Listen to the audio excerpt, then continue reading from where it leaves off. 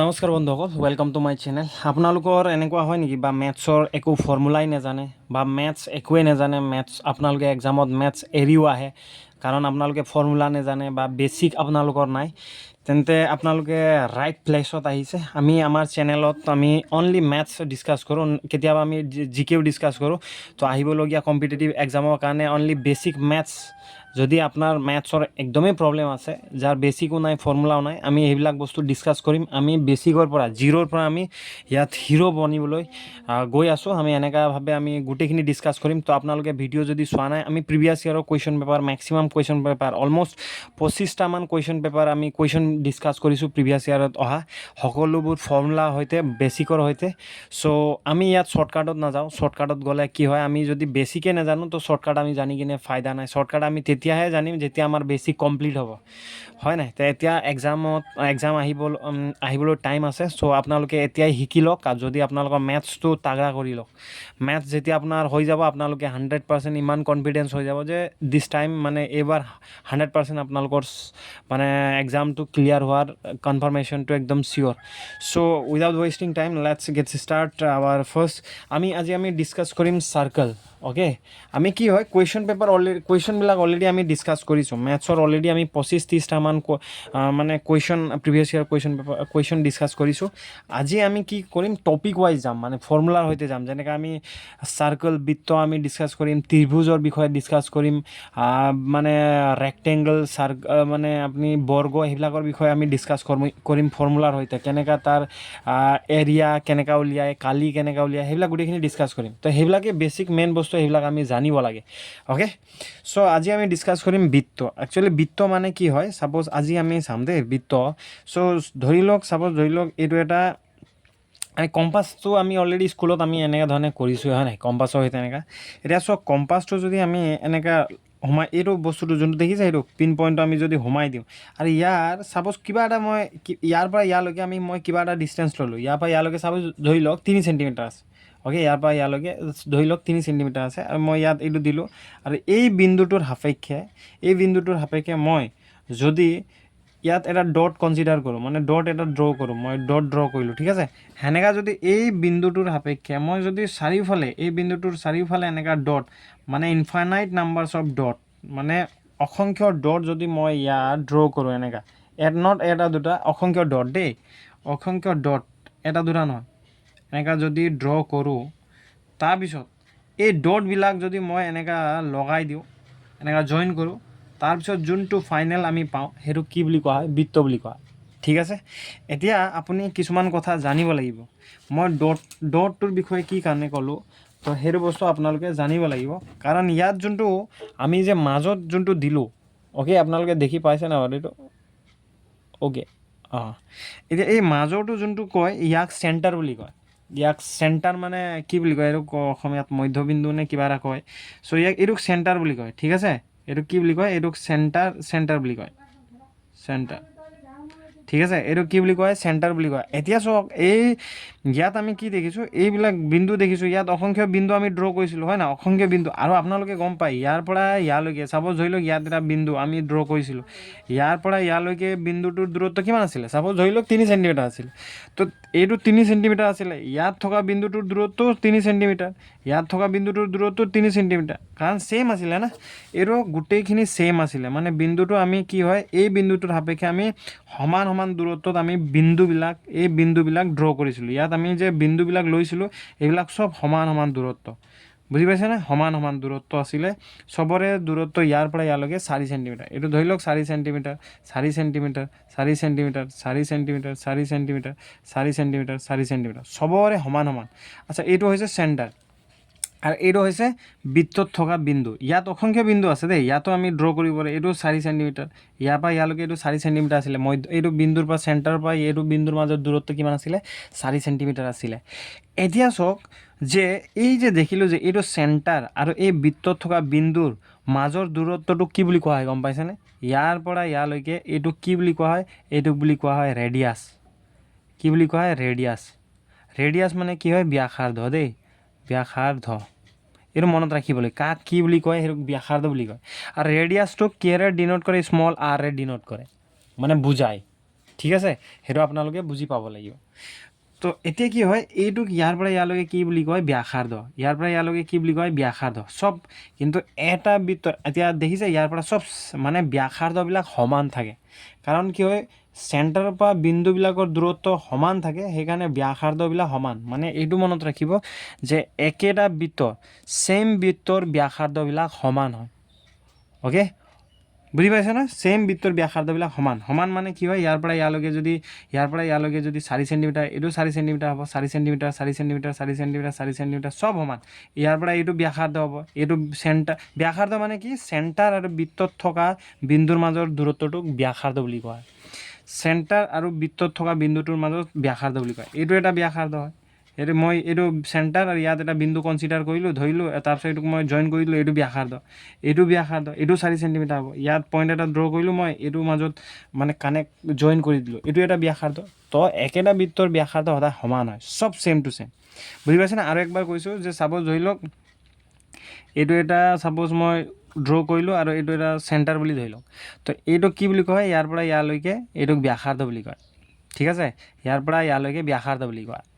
এতিয়া এইটোক ব্যাসাৰ্ধ বুলি কয়, ঠিক আছে, স্মল আৰটোৱে বুজায়। এতিয়া মই যদি ধৰোঁ ছাপ'জ ধৰি লওক মই আৰু এটা ধৰি লৈছোঁ বৃত্ত, আৰু এটা বৃত্ত মই ড্ৰ কৰিছোঁ দেই, আৰু এটা বৃত্ত মই ড্ৰ কৰিছোঁ, আৰু এইটো চেণ্টাৰ। এতিয়া চাওক, এইটো বৃত্ত মানে কি হয়, ইয়াৰ এইটো চাৰিওফালে মই এতিয়া এনেকুৱা ড্ৰ কৰিছোঁ। আপোনালোকে ছাপ'জ ৰ'ব, এইটো মই ধৰিলোঁ, এইটো এতিয়া আপোনালোকে বুজি পাব। অ'কে, এতিয়াতো সমান হৈছে। ছাপ'জ এইটো চেণ্টাৰ ধৰি লওক। এতিয়া কি হয়, মই এডাল ৰেখা ড্ৰ কৰিম, যোনটো ৰেখাই বৃত্তটো সমানে 2 ভাগ কৰে। ছাপ'জ ধৰিলোঁ এডাল ৰেখা, ছাপ'জ মই ধৰিছোঁ এইটো, ইয়াত এটা পইণ্ট আছে, ইয়াত এটা পইণ্ট আছে। ছাপ'জ ধৰিলোঁ এইটো এ পইণ্ট আৰু এইটো বি পইণ্ট। আৰু এটা মনত ৰাখিব, বৃত্তত যে চাৰিওফালে অসংখ্য পইণ্ট আছে, মই আগতো ইয়াত এইটো মই দেখাইছিলোঁ, ডট ডট ডট ধেৰ পইণ্ট আছে, অসংখ্য পইণ্ট আছে দেই, ইয়াত অসংখ্য পইণ্ট আছে। আৰু মই এই দুটা পইণ্ট ল'লোঁ, ছাপ'জ এইটো এটা পইণ্ট ল'লোঁ, এইটো এটা পইণ্ট ল'লোঁ। নাও এতিয়া আমি এই পইণ্ট দুটা আমি জইন কৰিম। জইন যদি কৰোঁতে যদি এই জইন কৰা ৰেখাডাল যদি চেণ্টাৰৰ মাজেৰে পাৰ হৈ যায়, যোনডাল ৰেখা মানে এইডাল ৰেখা দেখিছে চেণ্টাৰৰ মাজেৰে পাৰ হৈ গৈছে, বা ইয়াক এনেকৈ ক'ব পাৰি যে যোনডাল ৰেখাই বৃত্তটো সমানে 2 ভাগ কৰে। এইটো ৰেখা দেখিছে, মই এ বি ৰেখাডাল টানিলোঁ, টনাৰ পিছত ই কি কৰিছে, বৃত্তটো সমানে 2 ভাগ কৰিছে নাই? যোনডাল ৰেখাই বৃত্তটো সমানে 2 ভাগ কৰে, সেইটোক কি বুলি কয়, বৃত্তৰ ব্যাস বুলি কয়। ব্যাস মানে ইয়াৰ পৰা ইয়ালৈকে কি বুলি কোৱা হয়, বৃত্তৰ ব্যাস বুলি কয়। ব্যাস মানে ডায়মিটাৰ। অ'কে, ডায়মিটাৰ, বৃত্তৰ ডায়মিটাৰ, METER, অ'কে, TER, ব্যাস, এইটোক ব্যাস বুলি কয়। ঠিক আছে, এইটো মনত ৰাখিব কিন্তু দেই, এইটোক বৃত্তৰ ব্যাস বুলি কয়। মানে এই ইয়াৰ পৰা ইয়ালৈকে বৃত্তৰ ব্যাস কোনডালক ব্যাস বুলি কোৱা হয়, যে যোনটোক মানে কি হয়, যোনডাল ৰেখাই বৃত্তক সমানে 2 ভাগ কৰে, সেইটোক ব্যাস বুলি কয়। আৰু ইয়াৰ পৰা ইয়ালৈকে কি বুলি কয়, ইয়াৰ পৰা ইয়ালৈকে ব্যাসাৰ্ধ বুলি কয়, ৰেডিয়াছ। ইয়াৰ পৰা ইয়ালৈকে ৰেডিয়াছ, ব্যাসাৰ্ধ। মানে যোনটো আধাটো, সেইটো মনত ৰাখিব, এইটো কি হয়,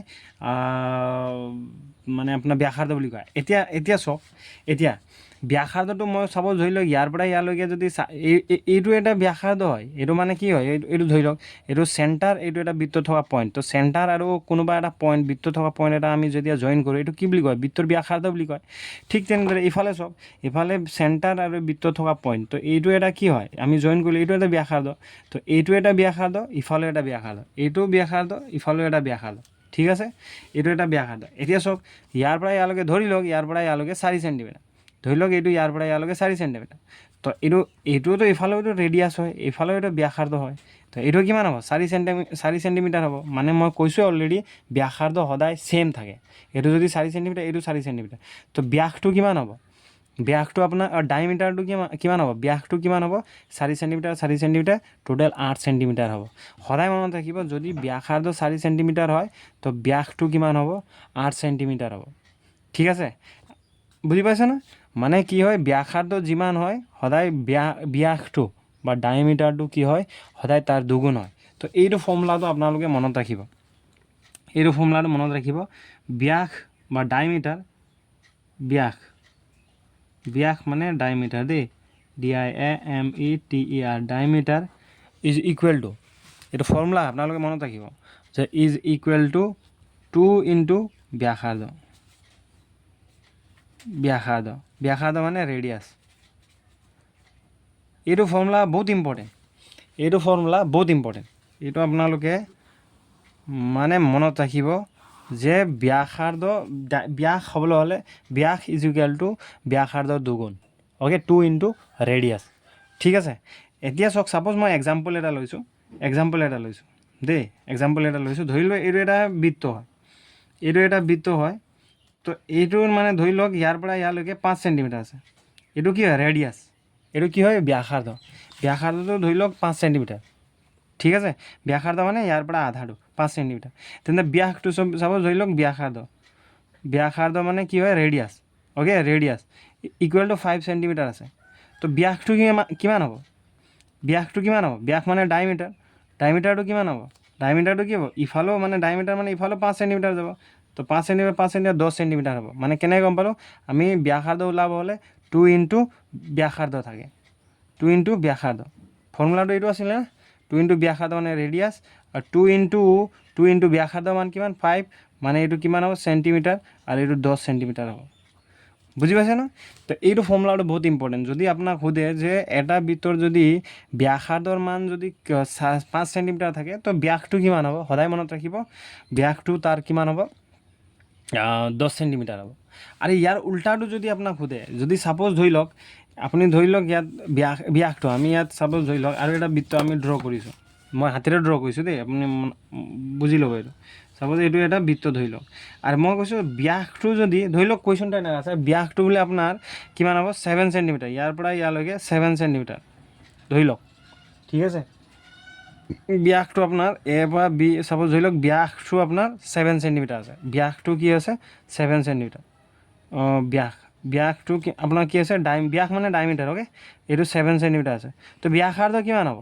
তো ব্যাসাৰ্ধটো আমি গমেই পাওঁচোন, ব্যাসাৰ্ধটো কিমান হ'ব? ব্যাসাৰ্ধ মানে আৰ, ব্যাস যিমান হ'ব ব্যাসাৰ্ধটো সদায় তাৰ আধাহে হয়। অলৰেডি আমি কৈছোঁ এইটো যদি 10 চেণ্টিমিটাৰ হয়, তো ইয়াৰ এইটো আধাটো কিমান হ'ব? 5 চেণ্টিমিটাৰ হ'ব। ইয়াতো আমি ডিছকাছ কৰিছিলোঁ যে এইটো যদি 4 চেণ্টিমিটাৰ হয়, ইফালেও যদি ব্যাসাৰ্ধ 4 চেণ্টিমিটাৰ হয়, আৰু ব্যাসটো যদি 8 চেণ্টিমিটাৰ হয়, তো ব্যাসাৰ্ধ কিমান হ'ব? 4 চেণ্টিমিটাৰ। এইটো এটা ফৰ্মুলা হয়, যে ব্যাসাৰ্ধ সদায় ব্যাসৰ আধাহে হয়। মানে ব্যাস যিমান থাকে সদায় তাৰ কি হয়? আধাহে হয়, মানে 2ৰে হৰণ কৰিব লাগিব। এইটো এটা ফৰ্মুলা দেই। মানে এইটো যদি 7 চেণ্টিমিটাৰ হয়, তো আপোনাৰ যদি ব্যাসটো যদি 7 চেণ্টিমিটাৰ হয়, তো আপুনি যদি ব্যাসাৰ্ধ উলিয়াব বিচাৰে, ইয়াক জাষ্ট 2ৰে হৰণ কৰি দিলে হৈ গ'ল।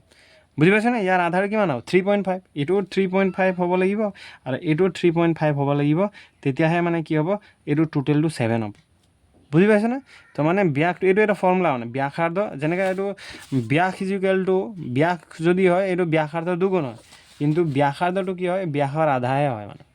ঠিক আছে, ব্যাসৰ মানটো আপুনি চাপ'জ লিখিলে 7 চেণ্টিমিটাৰ, 7ক 2ৰে হৰণ কৰক, এইটো 3.5 হ'ব। চেণ্টিমিটাৰ থাকিলে চেণ্টিমিটাৰ দিব, মিটাৰ থাকিলে মিটাৰ দিব। বুজি পাইছেনে? তো ইয়াৰ এইবিলাক ফৰ্মুলা আপোনালোকে লিখি ল'ব। বুজি পাইছে? কিবা যদি বুজি পোৱা নাই আপোনালোকে ক'ব, আমি সৰু মৰু কুৱেশ্যন হয়তো আমি ডিছকাছ কৰিছোঁ। নেক্সট কুৱেশ্যন হ'ল বৃত্তৰ বিষয়ে আমি আৰু দুটামান কথা জানিব লাগে। ছাপ'জ ধৰি লওক আৰু এটা মই বৃত্ত ড্ৰ কৰিছোঁ দেই, এইটো এটা ছাপ'জ ধৰি লওক আনাদাৰ বৃত্ত আমি ড্ৰ কৰিছোঁ, লেটছে এইটো এটা বৃত্ত। আৰু ধৰি লওক ইয়াত আৰু এটা ফৰ্মুলা আছে, আমি এতিয়া জানিম চাৰ্কামফাৰেন্স, অ'কে, চাৰ্কামফাৰেন্স, CIRCUMFERENCE,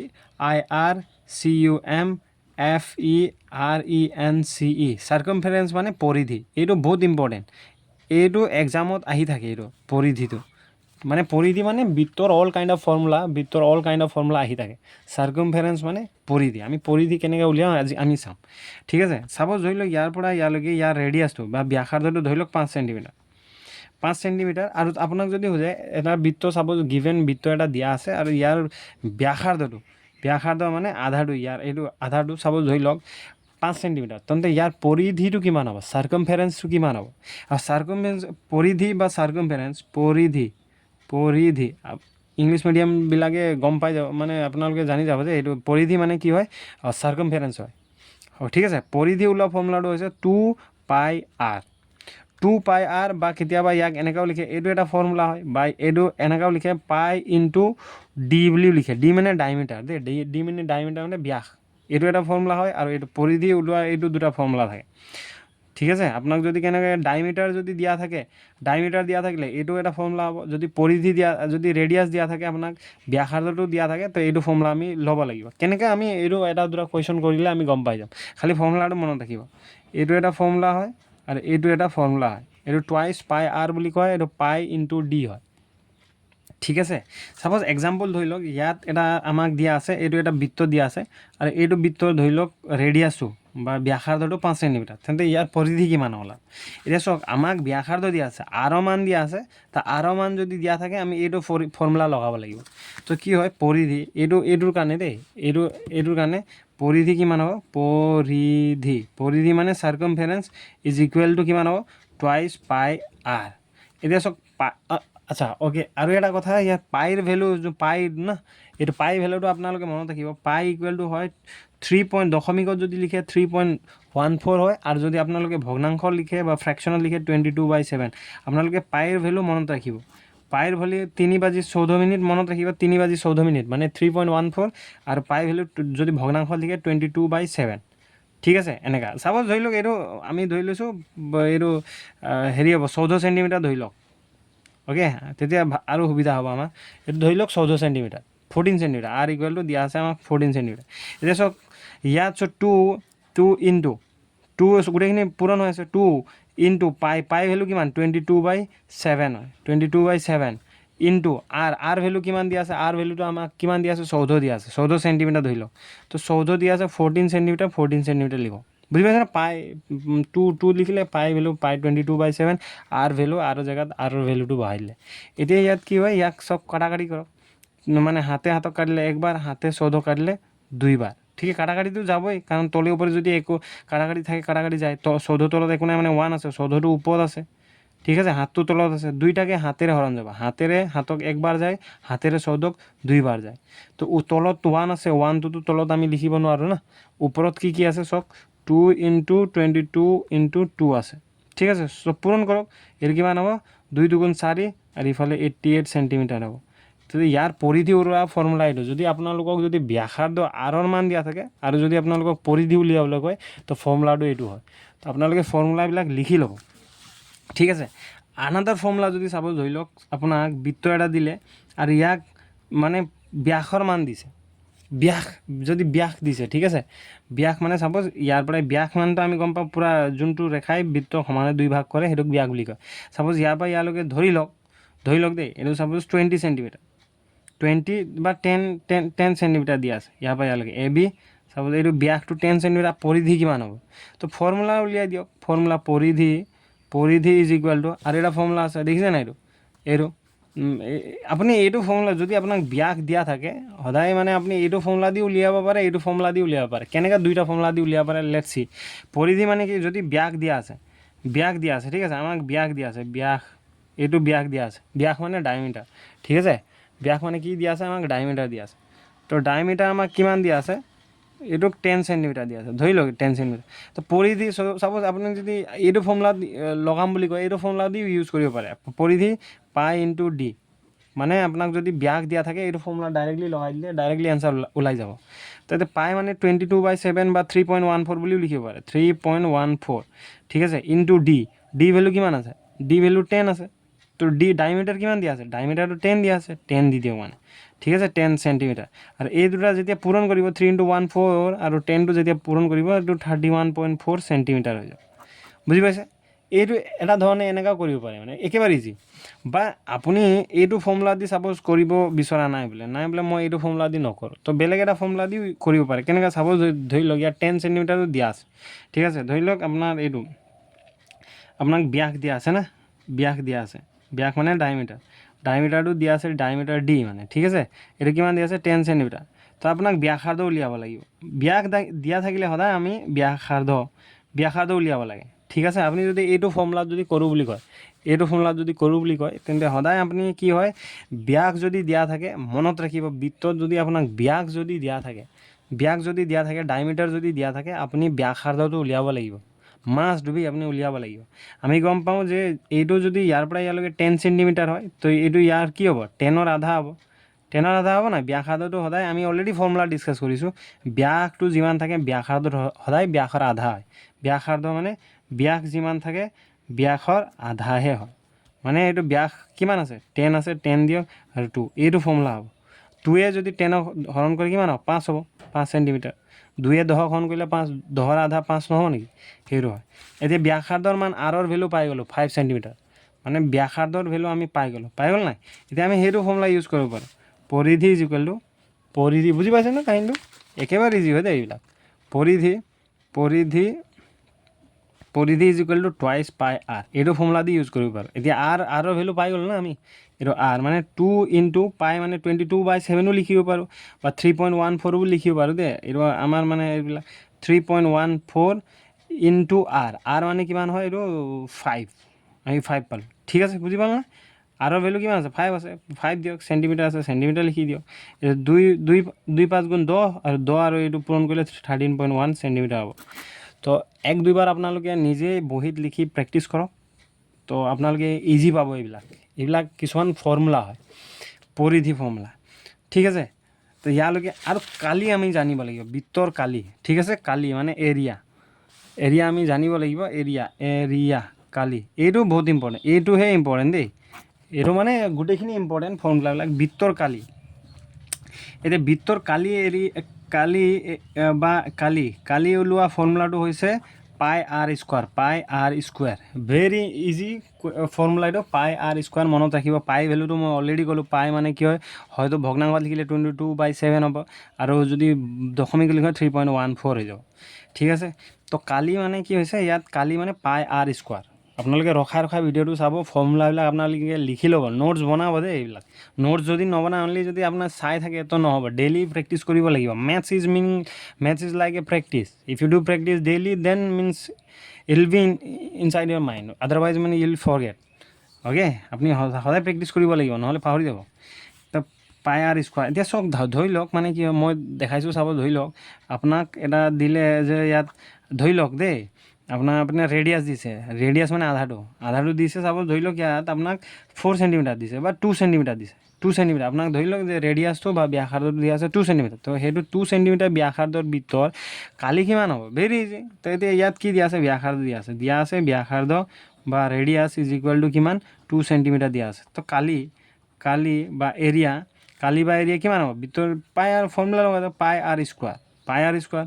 তো পাই ভেলু কিমান হ'ব, 22/7 বা 3.14 দিব পাৰে, বা চাপ'জ মই ধৰিলোঁ 3.14, দুইটাৰ ভিতৰত যিকোনো বহাব পাৰে দেই।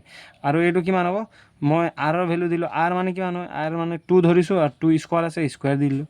তো এইটো 3.14 ইনটু এইটো 4 হ'ব। ঠিক আছে, 2 স্কুৱাৰ মানে কি, 2 স্কুৱাৰ মানে 2 বাৰ পূৰণ হ'ব। তো 2 বাৰ পূৰণ হ'লে কিমান, 2 স্কুৱাৰ মানে 2 বাৰ পূৰণ হ'ব। তো 2 বাৰ পূৰণ হ'লে কিমান হ'ব, 4 হ'ব। বুজি পাইছে না? তো এতিয়া এই দুটা পূৰণ কৰক, পূৰণ কৰিলে যি এনচাৰ হ'ব, সেইটো 4 4 গুণ 16 6 উকলা 1, 4 গুণ 4 উকলা 5, 3 4 গুণ 12, দুটা এইটো হ'ব। আৰু সদায় যেতিয়া এইটো চাওক, ইয়াৰ ইউনিটটো সদায় মনত ৰাখিব, এইটো ইউনিটটো চেণ্টিমিটাৰত দিয়া আছে না। কালি যেতিয়া ওলায় সেইটো চেণ্টিমিটাৰ স্কুৱাৰ লিখিব লাগিব, বৰ্গ চেণ্টিমিটাৰত লিখিব লাগিব। মানে আমি যি ইউনিট থাকে, মিটাৰ থাকিলে মিটাৰ স্কুৱাৰ হ'ব, আৰু চেণ্টিমিটাৰ থাকিলে চেণ্টিমিটাৰ স্কুৱাৰ। এইটো মনত ৰাখিব, এইটো MCQতো মানে এইবিলাক কুৱেশ্যন আহে। কালি সদায় যিকোনো বস্তু, ত্ৰিভুজৰ হওক, যিকোনো বস্তুৰ হওক, চতুৰ্ভুজৰ হওক, যাৰ আপুনি কালি উলিয়াই, এৰিয়া যদি উলিয়াই, তো ইয়াৰ যোনটো ইউনিটটো সদায় স্কুৱেৰ থাকে, ইউনিটটো আপুনি স্কুৱেৰ লিখিব লাগিব। ঠিক আছে, এইটো এটা ফৰ্মুলা। চাপ'জ বেলেগ এটা ফৰ্মুলা আপোনাক মই দিছোঁ, আৰু এটা ফৰ্মুলা দিছোঁ। ঠিক আছে, ধৰি লওক এটা বৃত্ত আছে, যাৰ ডায়মিটাৰটো ধৰি লওক, চাপ'জ ধৰি লওক 10 চেণ্টিমিটাৰ। ঠিক আছে, ডায়মিটাৰটো 7 চেণ্টিমিটাৰ লিখি লওক। ডায়মিটাৰটো 7 চেণ্টিমিটাৰ, ব্যাসটো 7 চেণ্টিমিটাৰ ধৰি লওক। তাৰপিছত আপোনাৰ ইয়াৰ এই বৃত্তটোৰ কালি কিমান হ'ব, মই অলৰেডি ক'লোঁ আপোনাক, যদি আপোনালোকক ব্যাস যদি দিয়া থাকে, ব্যাস মানে ডায়মিটাৰ কিমান দিয়া আছে, 7 চেণ্টিমিটাৰ। তো ডায়মিটাৰ দিয়া থাকিলে আপুনি ব্যাসাৰ্ধটো উলিয়াব লাগে। ব্যাস সদায় মনত ৰাখিব, ব্যাস যদি দিয়া থাকে ব্যাসাৰ্ধ আপোনালোকে উলিয়াবই লাগিব। তো ব্যাসাৰ্ধ, ঠিক আছে, ব্যাসাৰ্ধ ইকুৱেল টু আৰ। ঠিক আছে, ব্যাসাৰ্ধ ইজ ইকুৱেল টু আৰ হয়। তো সদায় ব্যাসাৰ্ধটো কি হয়, ব্যাস যদি দিয়া থাকে ব্যাসাৰ্ধটো সদায়, যদি ইয়াৰ পৰা ইয়ালৈকে 7 চেণ্টিমিটাৰ হয়, ব্যাসাৰ্ধ মানে আধাটো কিমান, 7ৰ আধা হ'ব। তো 7ৰ সদায় ব্যাসৰ আধাটো ব্যাসাৰ্ধ হয়। এইটো আমি অলৰেডি ফৰ্মুলা ডিছকাছ কৰিছোঁ। সদায় মনত ৰাখিব, ব্যাস থাকিলে ব্যাসাৰ্ধ আপুনি উলিয়াবই লাগিব। কালি কালি যদি আপুনি এৰিয়া ওলায় বৃত্তৰ কালি কি চাৰ্কুলাৰ কালি কি পাই আৰ স্কোৱাৰ পাই মানে কি 22/7 আৰৰ ভেলু কিমান হ'ব আৰ মানে 7/2 আৰ ভেলু মানে 7/2 স্কুৱেৰ হ'ব দুটা আছে না স্কুৱেৰ হ'ব আৰু ইয়াত চেণ্টিমিটাৰো স্কুৱেৰ হৈ যাব ঠিক আছে 22/7 এতিয়া চাওক ইয়াত 7/2 স্কুৱেৰ আছে 7/2 স্কুৱেৰ মানে কি স্কুৱেৰ মানে দুইবাৰ পূৰণ হ'ব হয় নাই দুইবাৰ পূৰণ হ'ব 7 কেঞ্চেল কৰ 2 ওপৰে 7 তলে 7 আছে 7 কেঞ্চেল কৰ তলত 2 আছে 22 2 কেঞ্চেল হ'ব 2 মানে 2 দুক একবাৰ গ'ল 2 ইয়াক 11 বাৰ গ'ল মানে 11 ইনটু ওপৰত থাকিব 7 আৰু তলত থাকিব 2 এতিয়া চাওক এইটো কিমান হ'ব 77 আৰু এইটো 2 হ'ব তো ইয়াক হৰণ কৰক কিমান বাৰ যাব হৰণ কৰিলে 77 2 তিনিবাৰ যাব 3 দুগুণ 6 1 17 8 বাৰ যাব 16 হ'ব 1 আহিলে দশমিক দিলে 10 5 বাৰ যাব মানে এইটো কিমান হ'ব 38.5